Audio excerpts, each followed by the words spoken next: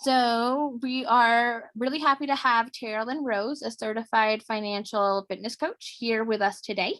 If you have any questions for her during her Money Basics presentation, feel free to drop those in the chat and Carolyn will get to them as she can.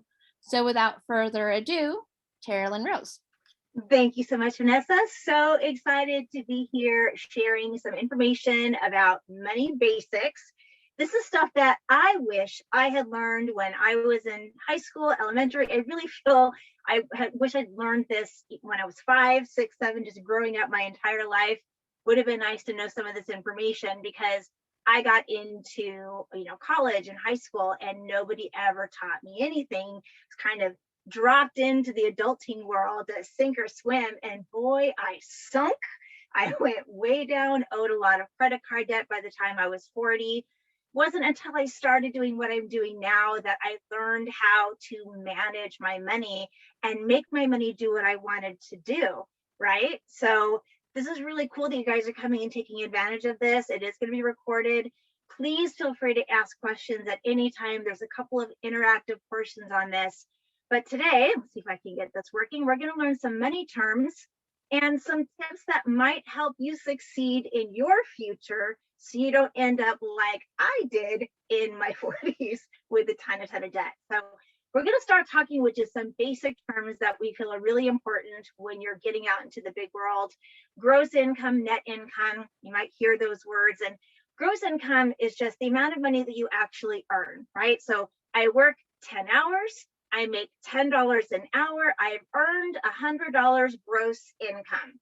And it would be really, really nice if we got to keep that money that we earn. But no, then we have taxes, federal, state taxes, sometimes local taxes. We have our Social Security that's taken out. We have, maybe you're paying for insurance for medical or vision or dental. Maybe you're paying for dues. There's all kinds of things that can be taken out of your gross income, and you're left with what's left over, which is your net income. And the net income is what we plan to spend. That's what we get to buy food, groceries, pay our bills with. Would be nice to have gross income, but we typically don't get that, because even if you have your own job where you are working and getting all this income in, you still have to pay taxes. So you still have to work with the net income. So I want to kind of make you understand the difference: gross income, what you earn; net income, what you spend. Then we're going to go into some banking terms. Some of you may actually already have a savings account. If you got to do this when you were younger, some parents start this really young, and it's an account where you put our money and it earns money. So you put money into a savings account with a bank or a credit union, and they will pay you dividends, money, to keep that money in the savings account. So you just keep putting money in there. Credit union or bank keeps paying you. Just let that grow. What you'll hear when you get older is most financial coaches want you to have at least 3 months worth of expenses in a savings account in case of emergency, in case you lose your job, in case you're like me and you are hiking and you fall and you end up having back surgery and you're out of work for a year. Are you going to be able to continue paying rent, buying food, if you don't have money set aside in an emergency savings? So savings is you're just putting money in an account where it earns some dividends, earns some money. Checking account is something that you can get sometimes when you're 13, 16. As you get older, you can actually set up a checking account. If you're under 18, you do have to have an adult on there because you're signing a contract, and you can't sign a legal contract until you're 18. So if you're under 18, typically you have to have an adult with you on a checking account.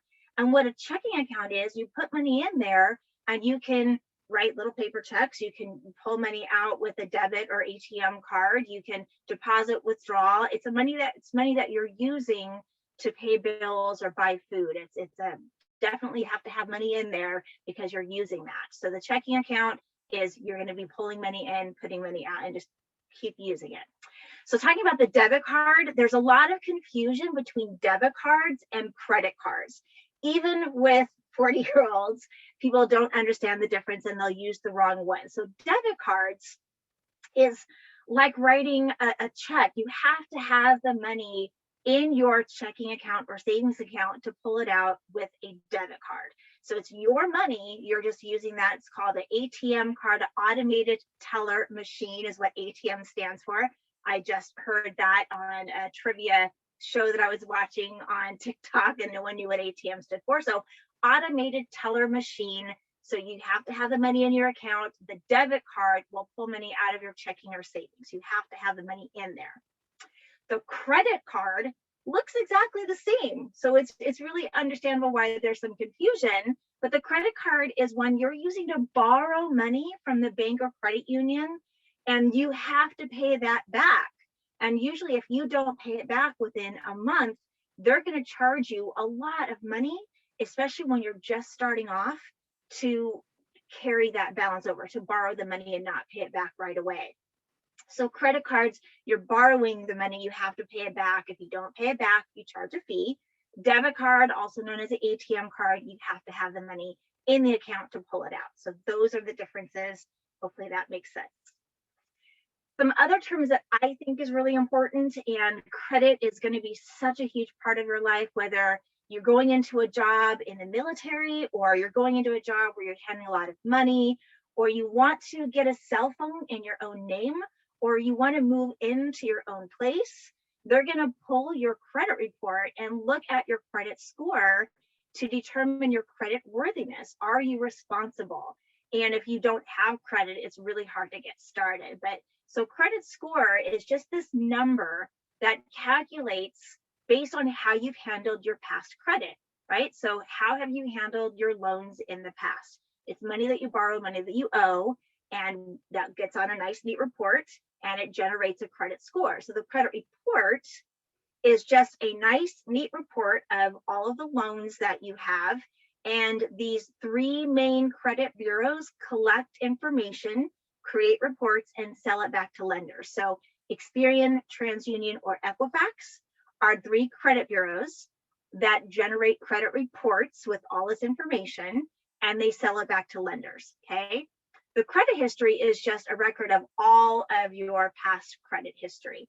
So your credit history gets put onto a credit report that gets sold to lenders. We generate a credit score to determine whether we're going to loan money to you. Like, if I give money to you, am I going to get it back?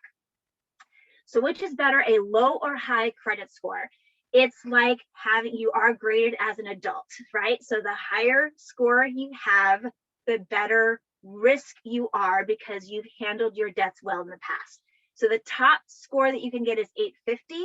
I can tell you, in 30 years of working with banking and credit unions, I've never seen an 850. The top I've seen is 823, but 750 and above is considered A+, right? So just like you're graded in school, you're graded on how you've handled your debts. And the higher score you have, the better risk you are, and the more likely you are to get a loan from someone you're applying to, or getting that cell phone, or even SDG&E. Like they'll pull your credit, and if you don't have any history, they'll charge you $400, and it can add up. 750 and beyond is the A+. 750 and up, 750 to 850 is the same grade. It's like having, a 90 and above is an A. 95, 90 was an A+, but it doesn't really matter to us. 750 and above is an A+. So 750 and above is what you want to get on all three of the credit bureaus that you have, because you never know which one's going to be pulled. At Cal Coast Credit Union, we use the Experian report. So if you have a really good score on TransUnion and not so much on Experian, and you apply, we only use Experian. And there's no law that says we have to report to all of the credit bureaus. So I saw one where a person had student loans, they were being reported to Equifax and TransUnion, but not on Experian. So Experian score was lower because it didn't have that history. So you can have different scores in all three credit reports because there's different information on those reports. So it's really interesting how that works. But that credit score is generated. The higher score you have, the better you look. So it's really important to start off strong and there's another one coming up about credit scores. I hope you guys attend that, because that one's really, really important. But I just wanted to understand some general terms. Great question.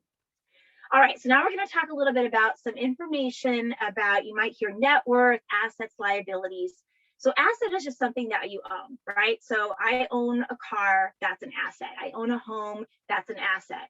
I own stock in a company, that's an asset. I own a savings account, that's an asset. So money that I own, even shoes. I mean, it's not worth a lot, but if I have some really nice shoes and they're, $1,000, they're worth $1,000. It has value. That is an asset.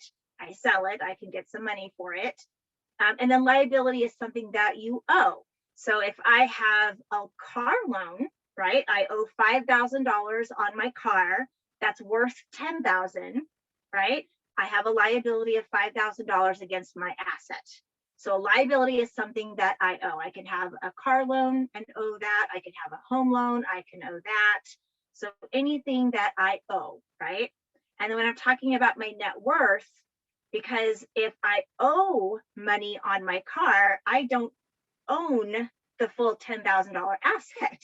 I have net worth of 10,000 minus 5,000, and I have a net worth of $5,000 on that car. So when we talk about net worth, that's what we're talking about. Look at all the property that you own, including your savings, subtract all the stuff that you owe, and you're left with your net worth. And you can have a negative net worth, especially when you're just starting off, right? If I get a brand new car, it's $20,000, and I drive it off the lot, the value of that asset drops right away. So I might owe 20,000, but the car 2 months later is only worth 18,000. So I could have a negative net worth of 2,000 because I owe, my liability is higher than the value of what I own. So it's why you hear most of us financial people tell you, don't buy a brand new car, because you're immediately going to have a negative net worth as soon as you drive it off the lot, because you add taxes and all the other stuff that goes along with it. So just understanding that net worth is what we're looking at when you're looking at that big picture, assets minus your liabilities. I love that one. I didn't know that when I was growing up. So we're going to talk about some basic investment terms. Stocks, bonds, diversification. This is something that I talk to a lot of people about. I am not a financial advisor, but I know these basic terms, and I think it's really important that you understand it, because I feel that the sooner you start investing, the easier it's going to be in your future. As soon as you're working, start investing, because this is going to grow a lot faster for you, especially 20 years from now, because it's earning, and now you're earning on your earnings, right? So diversify, you might hear this word, and it's talking about people who come in and they just have nothing but homes. Like they haven't invested in any stocks or bonds. They haven't invested in any mutual funds. They don't have anything except a house, right? So the house is the only investment that they have. That asset minus whatever they owe, that's the only asset that they have. Well, if the market fails like it did way back in 2008, 2009, and now their house is worth a lot less, that's not a very good technique of investing your money, because it's all in one basket, right? If you fall and you break that one egg, everything's done, and you don't have any security when you're not diversifying your investments.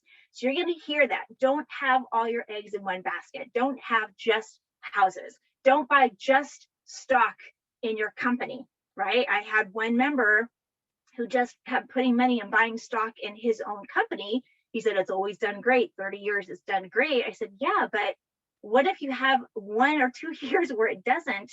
And this is all of your money. You've got family that are relying on this, and you're relying on this.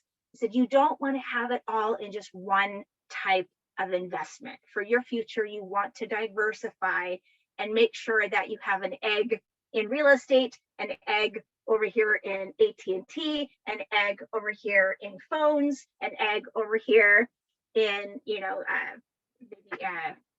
I don't know, something else.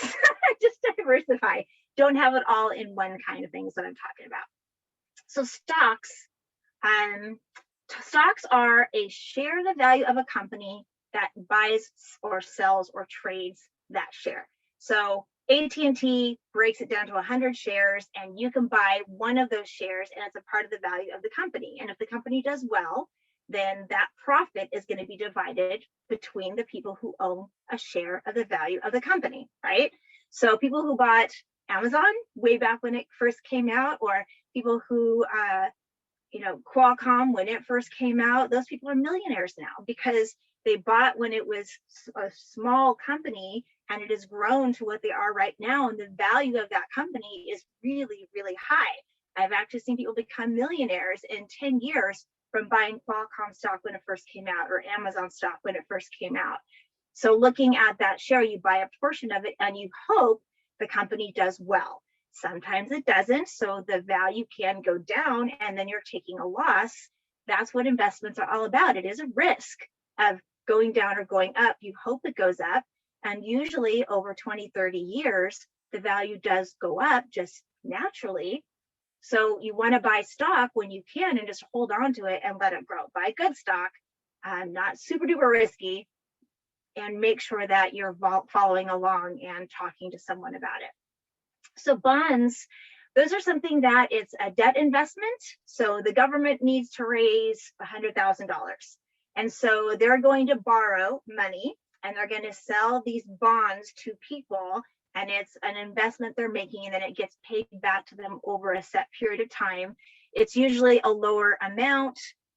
You're not going to earn as much in this because it is a debt investment alone. So you're usually, 4, 5, 6%, where stocks, I've actually seen 24% returns because the company's done really, really well. So again, diversifying, I want some stocks. I can get risky with those. I want some bonds that are a little bit more secure. I want some real estate. I want to diversify and buy a little bit of everything. Okay, does anybody have any questions about those particular topics? And again, I'm not a financial advisor. I just know basic terms. But I want you to understand and get investing as soon as you guys are able to, so you can grow your wealth more easily. So we're going to talk about the bear market and bull market. I swear I never knew what this meant until like 20 years ago. So a bear market, a market in which prices are falling, and the bull market, a market in which prices are rising. So kind of the way I look at this, a bull market is your forging full speed ahead. Things are going up. It's just head down forward. And so the prices are rising and the value is rising. And the bear market is prices are falling. So things aren't doing so well. It's like the bears go and hibernate, the prices go and hibernate, everything goes down. And people typically are trying to sell because they don't want to own things that have less value, right? So that's kind of the difference between bear market and bull market. And the idea is you want to buy when the value is low and then watch the prices go and then sell when it's high. It's really hard to figure that out, though. Even the people who are professionals at this have a hard time, which is why we as financial advisors and financial coaches recommend buy something that you have an investment in. Like I know I'm always going to buy toilet paper, so I might want to buy into a stock that sells toilet paper. I might be invested in, I want to get a car and I want to get a plug-in. So is there a place where I can buy that kind of stock in a company that's building, or in the solar system, in the solar, doing solar in homes?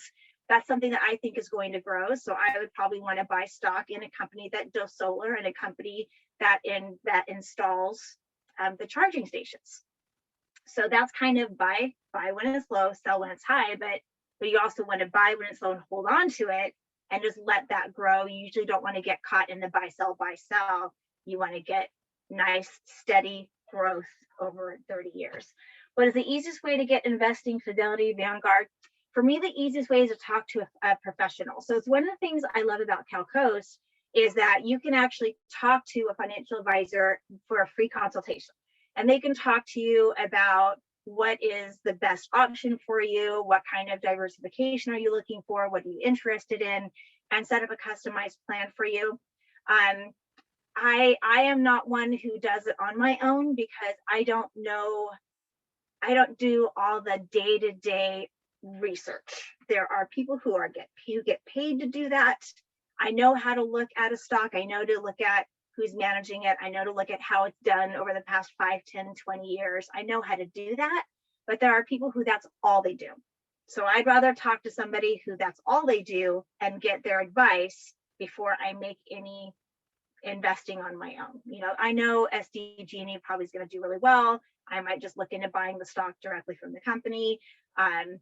It really depends on what kind of investing you want to do and where you are in that plan, right? So I don't have any recommendations about who to go to, except to, if you have a bank or a credit union, talk to a financial advisor. Most of them will give you one free consultation. So talk to a professional. All right, now we're going to get into the fun part for me. This is the part that I didn't learn, right? What do brokers usually charge? It varies. It really depends on, they can charge based on an annual fee. They can charge based on how your company does or how your investments do. I usually recommend talking to 3 different people before you make a decision, and make sure you're taking that into consideration, what the fees are. Can you talk about buying stock for beginners? I can't, because I'm not a financial advisor. So I'm not licensed to talk about buying stock. All I can say is talk to a financial advisor, get some advice about that. The only thing I can say would be, if you're going to buy stock and you don't want to talk to somebody, look into stocks in companies that you know you're going to use, right? So if you know that you are drink Coca-Cola, I'd want to buy stock in Coca-Cola. That company's been around forever, more than likely is going to be around for the next 30 years. So I can see that they're going to continue growing. Amazon, I don't feel is going anywhere anytime soon. So it's kind of expensive now, but I feel like it's going to continue growing, and they're continuing what they're doing. I love Credit Karma. I use that constantly, and they have added tax options. You can actually do your taxes through Credit Karma. They've added savings accounts. You have a really good savings rate on Credit Karma. So that might be a company that I look into. I would look into buying stock in a company that you have an investment in personally, if that's kind of basic advice for beginners. All right, so now we're going to go into, this is the part where, for me, I wish I'd known, especially when I was younger, because we're talking about how to manage my money so that I can be successful in the future, right? So the first thing I want to talk about is, when we're writing down our expenses, if you have a piece of paper near you, I want you to grab a piece of paper. We're going to start kind of going over how to set up a budget. And I hate that word. Budget is like a bad word to me, because it's like people telling you all the things you can't do, right? People hear the word budget and like, oh, I can't go on vacation, and I can't go hang out with my friends, and I can't go out to eat. And I really don't like that idea, because what are we working for if we can't do all of those fun things? So I like to talk about a plan. I want us to create a plan for the money that I have that helps me reach my financial goals, whatever they may be. I need to know my starting point so that I can get where I want to be. So I'm going to figure out my starting point, and I'm going to start you off good, and we're going to start writing things down, right? We're going to talk about fixed monthly expenses and variable monthly expenses. And we're going to this next sheet.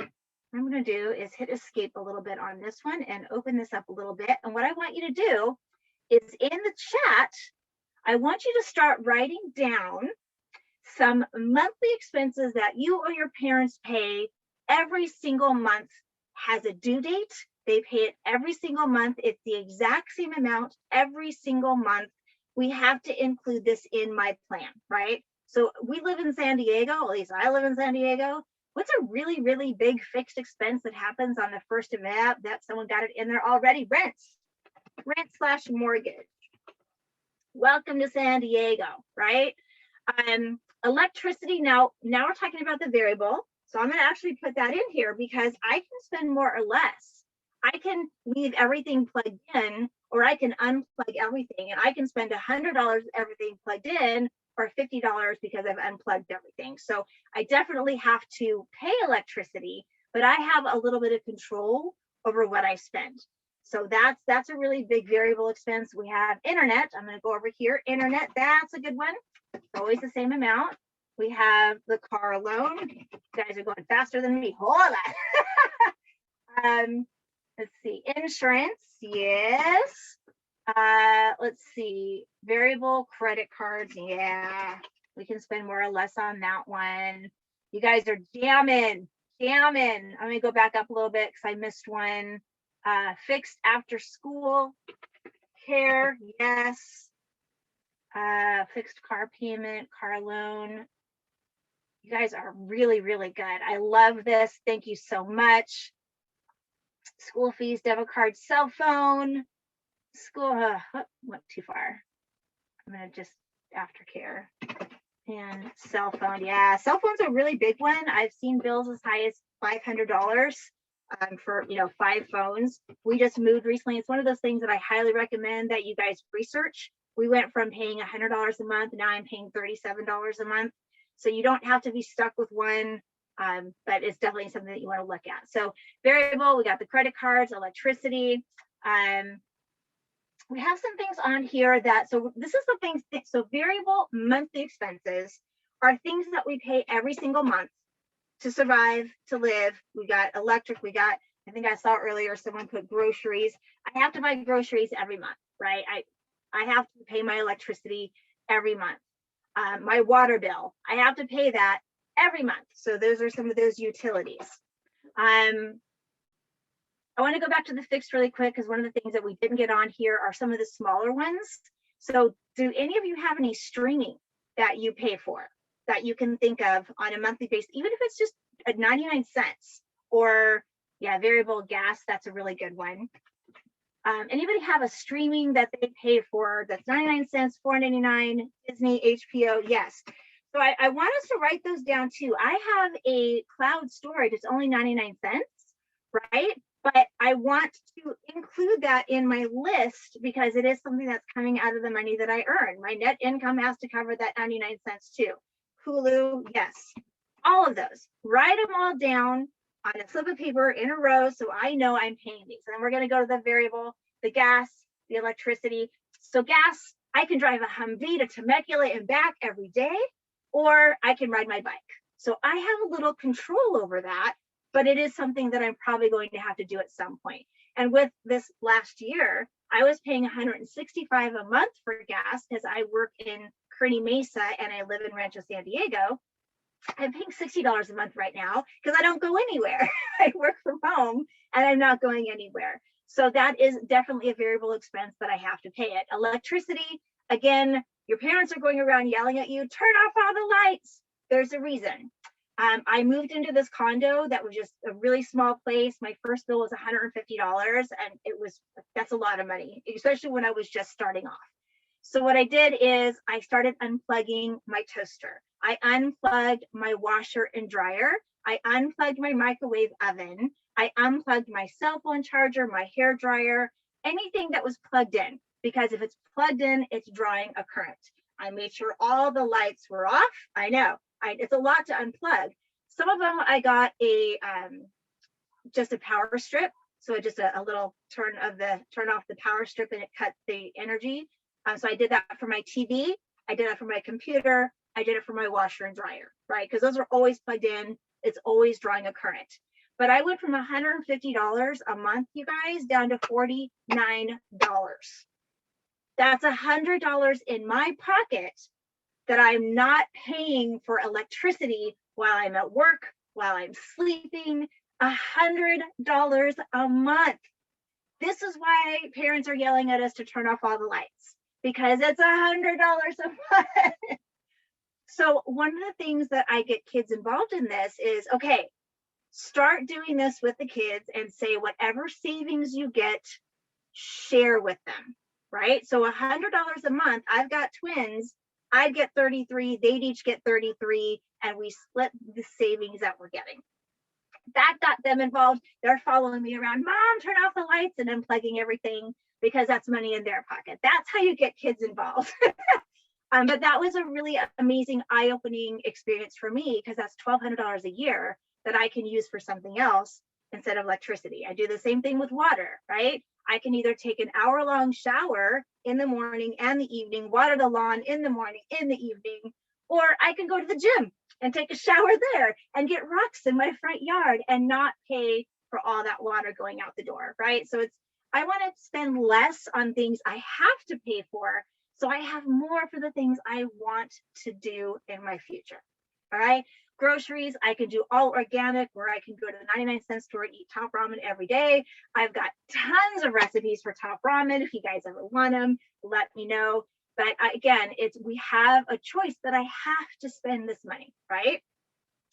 We're going to go to the next category because some of those were mentioned in the chat, and we're talking about periodic expenses.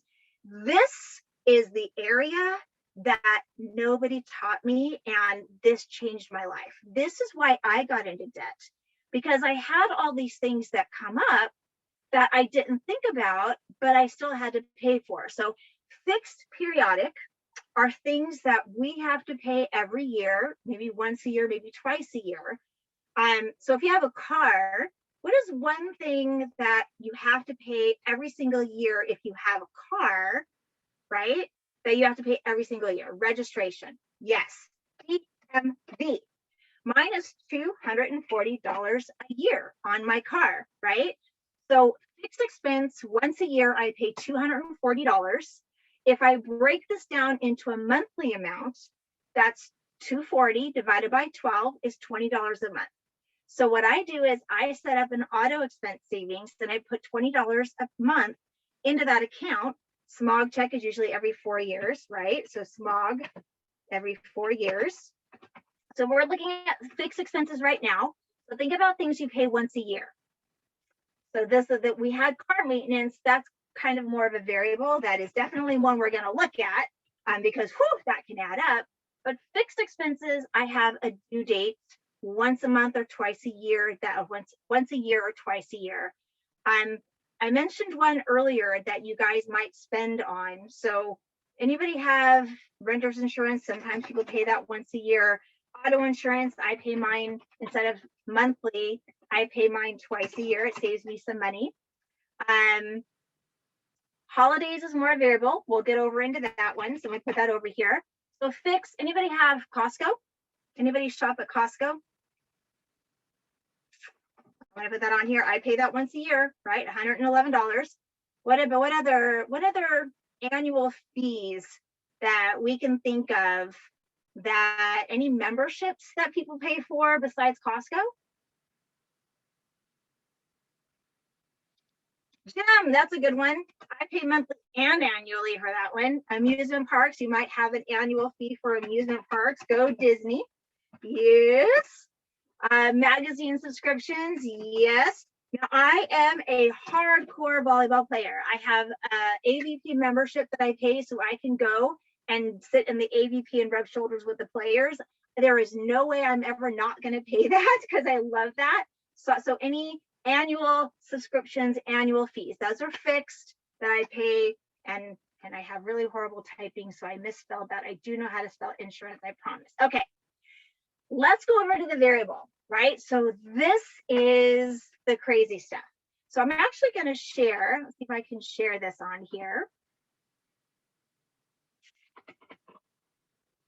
Okay, I want to new share. I'm going to pull up. I don't see it. All right, we'll just use this one. So this is my periodic expense calculator, and these are things to think about when you're looking at these variable expenses, right? So let's talk about auto repairs really quick. I'm actually going to go back. We have auto repairs, vacation, clothing, gifts. I'm going to actually go back to this again. And we have these auto repairs. So you have a car. What has to be replaced at least once every 3 years, or your car won't roll anywhere, right? Oh yeah, awesome. There is a handout in here, handout for auto repairs. If you guys open this up, can I open this? Auto repairs, this example, can I open it? Oh, that's not very nice. All right, fine, I can't get it open. But in the chat, there is a handout on calculating payroll expenses and so tires. Yes. So tires. I'm going to put on tires. I have to get that every 3 years. It's going to be $700 approximately. If I divide that by 36 months, right? Let me my handy dandy calculator because I don't do math in my head very well. I always have a calculator. So $700 divided by 36 months equals $19.44. I'm just going to round that up to $20, right? So I know I have to get a tire. I know I have to get tires. There's absolutely no doubt. As a mechanic, yes. Ha, those are expensive. What else do you have to do to your car? Like, what else do you have to get? Smog check. There's, I do have to pay that occasionally. What else do I have to get on my car? Antifreeze. Yeah, that's one. Let's see what oil changes. Yes. So I do $40 every 3 months. That's $120 broken down is $20 a month. Okay. Do you see what we're going on? Tire rotation, all of these things. If you have a car, these are things you're going to do. And these are things we don't think about because it's only once every year, once every 2, 3, it doesn't happen very often, but it adds up. So oil changes and windshield wipers and batteries and brakes. I had to pay $400 for wheel bearings and a motor mount. I don't know what that does, but my car didn't work without it. So these are repairs I know I'm going to have to do. I do $1,200 a year. I have an older car, and I'm sure it's going to break down anytime soon. So I do $1,200 a year. If I have a newer car, I could maybe get away with $500 or $600, but I am going to do this. So $1,200 a year, broken down, $50 a month. I'm putting money into or a paycheck. I'm putting into an auto repair savings. Okay, planning ahead. Holidays. Did anybody spend money at Easter? Or have money spent on you for Easter? No, I know. This is the first year I didn't do Easter baskets for my 29-year-old daughters.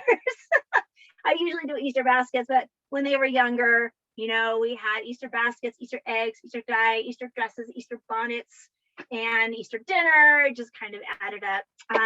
What about, let's see, what else is coming? Valentine's Day and birthdays. Anybody have birthdays?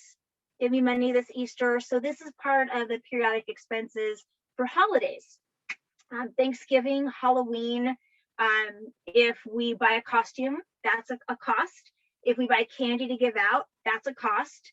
Christmas, we have the gifts for everybody, but we also buy a Christmas tree. We also do Christmas dinner. We also do Christmas events. We went to, when things were open, the Nutcracker. It was really, really cool. But these are all expenses that are part of the holidays, right? Then we have birthdays. Then we have, graduations, all these things that come up. So when I filled in my holidays and all the people I buy money for and all the events throughout the year, it was $4,800 a year. Ha! I've lowered that down to $1,500 a year, but these are definitely a part of my expenses. And they always have been, and they always will be. I'm never not going to buy birthday gifts for my kids, The other thing that we have, what's another one that we have? Let's talk about clothes. Anybody run or do any kind of sports that have really expensive shoes? How much are the shoes? I play volleyball, it's 150. So 64 or so, and 60 for kids. Okay, so $60, divide that by 12, so I'm looking at shoes, socks, underwear. I'm talking about back to school stuff. I'm talking about replacing your shoes. I'm talking about jewelry. I'm talking about purses. I'm talking about swimsuits. It just goes on and on. Backpacks, yeah. So these are all things. I usually do $500 a year per person to plan ahead, so that, because you do want new underwear, you do want new socks. You're going to have to replace your jeans. Gymnastics. Oh, okay. Just leggings and a t-shirt. My feet would not let me do that. School supplies. Ooh, let's talk about school. Uniforms. Yeah. So all the stuff that we're looking at, part of our variable expenses. The other thing is fun. So let's talk about fun, especially, I know things aren't open right now. Hopefully next year we'll be able to go, but have you guys been to any concerts? Think about any concerts you may have been to, any fun things. So what's the last concert you went to and how much were the tickets? And do you want to do that again? Yes. Free. Oh, symphony, that's a good one. Yes. Someone got free tickets, whatever. I don't get to go anywhere free. So I went and saw Garth Brooks. Yes, I'm a country girl. But Garth Brooks tickets is $100 each. Ooh, dream concert. Whoa. Okay, ballerina, famous singer. Nice, Balboa Park. You guys are doing all this stuff for free. That's awesome. All the people that I've gone to get really good tickets and not nosebleed tickets are about, $80 to $100. And then of course I have to get a sweatshirt while I'm there. And of course I have to get a drink while I'm there, right? I like to go to the San Diego the San Diego County Fair once a year when it's open. Theater. Yes. Now, I don't know if you know about this, but Balboa Park during the summer normally has free events on, I think it's Mondays or Tuesdays. So you go check out their free theater that they have there. It's amazing. It's amazing. Yeah, so going to Legoland, so we have the tickets that we have to buy that are, maybe fixed annually, but then we have, while we're there, what kind of fun, what are we spending, what are we eating, what are we, all the stuff to go in there. So thinking of all of these things and planning ahead, I call it the 6 P's. Prior, proper planning prevents poor performance. If you put $20 aside in your auto repair savings, when you have to buy your tires in 3 years, you're prepared. You have the money for it. And if you don't do this and you live your life in the monthly expenses and you don't have any money left over, then you're going to end up having to use credit cards and borrowing the money. And they usually charge you over 20% for the privilege of borrowing the money from that bank or credit union. So it's really important that you guys do this. This is how you stay out of debt. I did not do this. So when I first started doing this, I'm almost embarrassed to say this, I owed $46,000 in credit card debt when I was 38 years old, when I started financial fitness. I was definitely the first client. When I tell you I sunk hard because I didn't know how to do this. But by doing this, by putting money aside for my periodic expenses and figuring out what I needed for clothes, what I needed for vacation, what I needed for fun, what I needed for holiday, putting money aside for all of this, I was able to get out of that debt because by planning, I no longer have to rely on credit cards and those balances go away. Okay. So 6 P's, let me write this on here. Yeah, 38. I didn't know how to do any of this until I started doing this in 2008. No one taught me this. This is all, what I've learned in this program is amazing. So P, prior, proper, planning, prevents poor performance. I love those. So I feel like this is the part that's going to help you guys stay out of debt. You're going to be ahead of a lot of the adults in our country who have relied on discount tire credit card, relied on Amazon, relied on, paying for things with credit cards, going to Home Depot and putting it on credit cards. So really, really important that we do this part of it. So I have one more thing I want to show here, which I think is really important, is I want to talk about unexpected expenses, right? So in these examples, what is an example of an unexpected expense? What is out of these, automobile tires, car accident, new shoes, cell phone, none of the above, which one of these do you think is unexpected? Some of these you are absolutely going to have no matter what in your life. At some point, it's expected you're going to buy this. What is something that is unexpected that may happen that you have to also plan for? So A, B, C, D, or E, what do you guys think? And if you don't know, go look at the chat because they're answering it all correctly. You guys are good. I love it. Yes. So you have to get tires if you have a car. You're not going to have the same pair of shoes for the rest of your life. Not going to happen. You can't use your cell phone. I have gone through a cell phone once every 2 to 3 years. There was one memorable 6 months where I went through 3 cell phones in 6 months because I dropped an ice pick on one, cracked the screen. 2 months later, I dropped one in the only puddle of water around, and the rice did not work.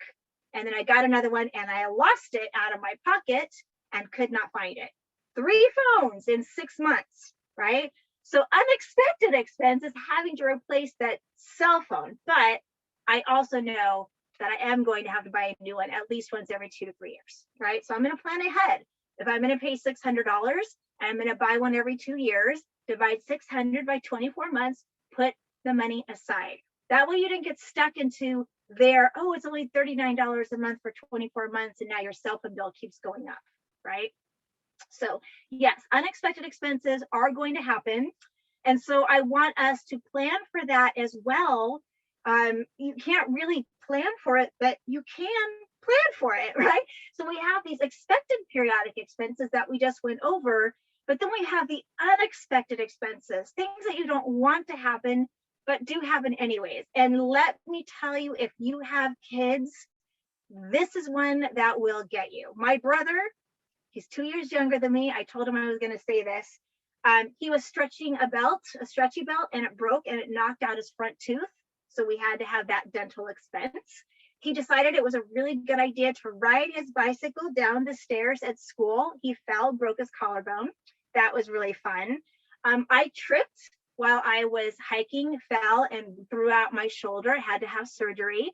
And then again, I play volleyball. I did this epic dive, threw out my other shoulder. I had surgery on that 3 years ago. You just never know. And then there's other things that could happen, like getting in that car accident, right? If you get in a car accident, not only do you have to replace the car, but you probably have to pay a deductible for your insurance, that, $500 to $1,000 out of my pocket. You hope that never happens. Knock on wood, find some real wood around you, but it can happen, right? And we just had a house up the street from us burned to the ground, right? That's unexpected. And you have insurance, but what are you going to do while you're waiting for insurance to take over? What else? Medical. Oh, we talked about that. I've had crazy medical stuff. Car accidents, home expenses, all of those things. Again, don't want them to happen. You can't really plan on them because we don't want them to happen, but you need to plan and have that money set aside, okay? Have that emergency set aside. All right. So I feel with that basic information, like that's going to help you with some basic tools to move ahead and make sure that you're living within this income, the net income that you've earned. Use your monthly expenses, your variable monthly expenses, your fixed annual, your fixed variable periodic expenses. Plan ahead, have your savings set aside. I also think, oh, there's the 6 Ps. There you go. I have it right there for you. That's what all of that stuff, all the periodic expenses is going to help you achieve, is preventing that poor performance, preventing you from relying on credit cards. I also personally feel like it's really important for you to think about what you want to accomplish, right? If you don't know, it's not the end of the world right now. You've got plenty of time ahead of you. I didn't start doing this. I got into the credit union 20 years ago. It's been fantastic. But I kind of fell into financial fitness. Thank goodness I did, because I was in a horrible place. But I'm really lucky that I have this job. But, I used to want to be a homeowner, right? I used to want to go on vacation. I used to want to retire at 60. That's not going to happen because I didn't know how to do this. So once you know what you want to accomplish, you set some goals and say, this is where I want to be. And we've taken all this information and we know where we are right now. My net income, my expenses, this is what I have left over. It's positive because I'm planning ahead. We can help you achieve those financial goals when you're living within the income that you have. Okay. So I hope you guys are going to get a copy of this. All the handouts in the chat will help you look at this and share that with your parents, share that with anybody that you want to, because personally I feel that is what helps get people out of debt, stop using their credit cards. So we've got that in there, the cash flow worksheet that you can put it all together, the periodic expense calculator so you can figure out what you need for each of those periodic expenses. It adds up a lot. So any questions you guys have about anything we've talked about, or anything else that you might have questions? I wish I had hours and hours to talk with you guys. There's so much I could share with you. But I feel like this is a good start, right? These are some really good basic terms, some really good basic information that can help you thinking about what you want to do in your future. So what kind of questions you guys have for me? Did I miss any in the chat?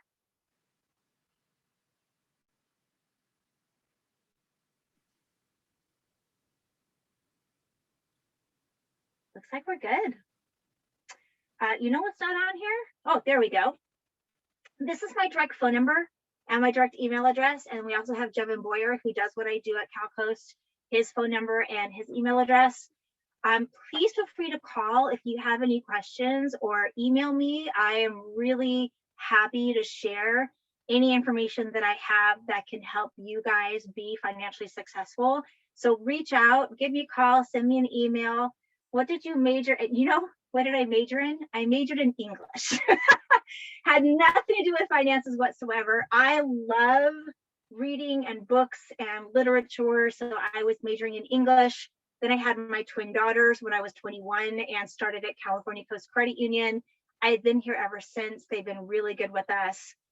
So yeah, I'm sure we love people who love reading. This is just one of my bookcases. I've got 3 others that are triple stacked. I love reading, and I'm just really lucky that I was able to get certified in financial fitness. I love to read, so I read a lot of books on credit. I read a lot of books on financial fitness, on reaching goals. Actually, one of my favorite ones. I love this one. This Year I Will by MJ Ryan. It's a really short, easy book, and it talks about setting goals and overcoming the obstacles to achieving them. This one was a really good one because it made me look at, I have to set a goal that matters to me, or I'm not going to do what I need to do to make the changes. So I really like this one. This Year I Will, MJ Ryan, highly recommend. But do I have any financial books you would recommend for teens? There you go. That one. This is a really good one. I also, let's see, what else do I have?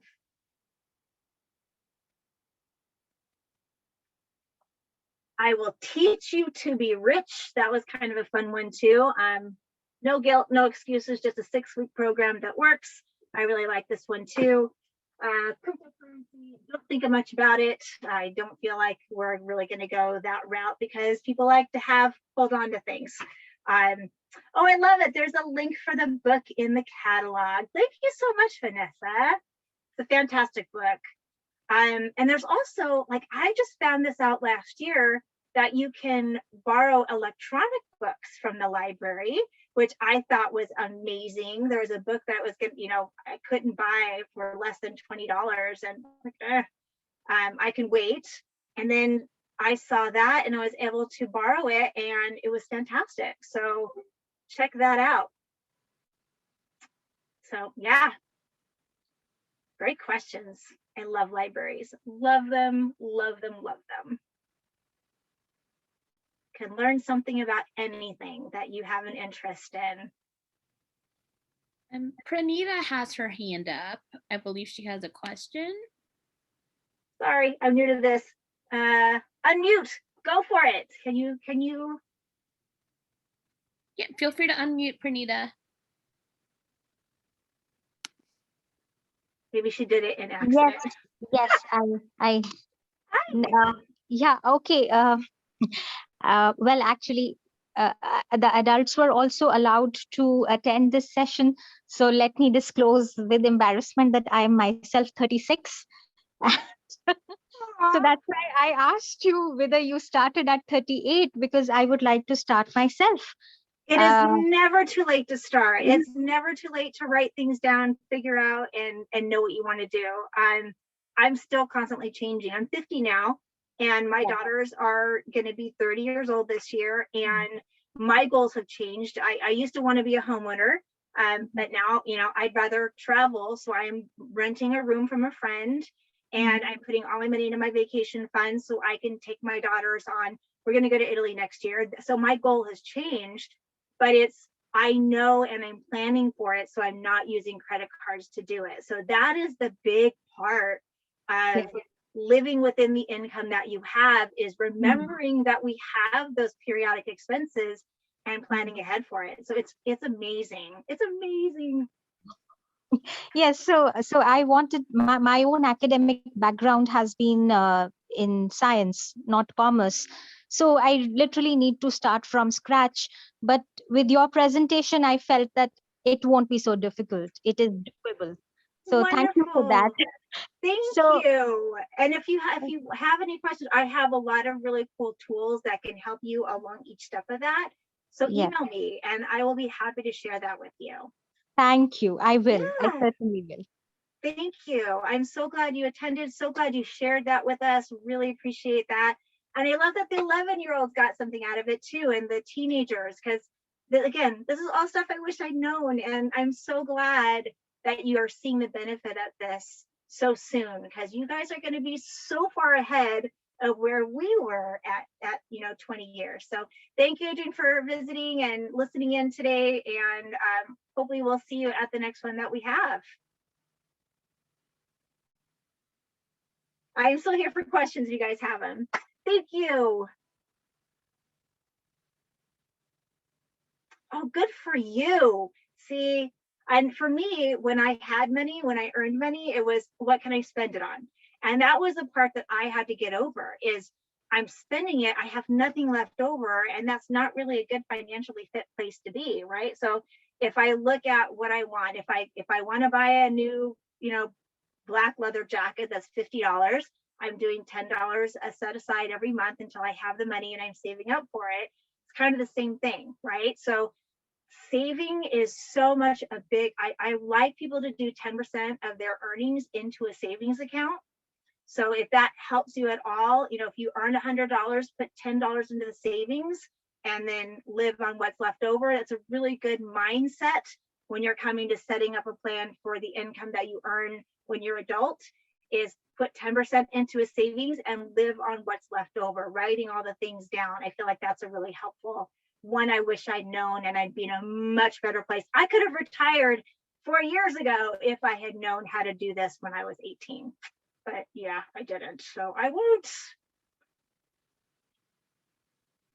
I'm so glad you attended. I know, like, money, who wants to talk about money? But the sooner you start, the more you have. So I could be a millionaire if I did $50 a week at 18. I could have been a millionaire, but I didn't. It would take $5,000 a month to do it now. I will never be a millionaire. But $50 a week, you guys could be millionaires if you start at age 15. So it's really cool.